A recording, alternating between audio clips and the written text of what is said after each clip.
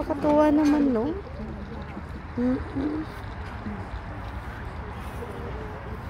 Where is your wife? She wandering around? Well, she went into the house.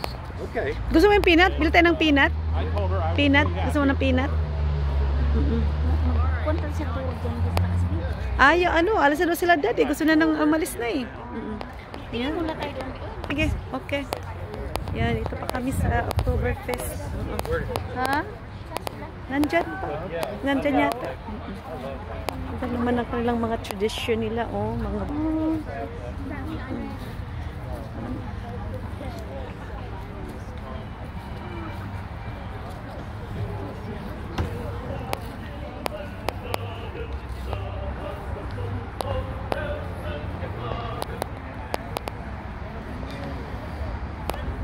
Ano, tingnan mo pa?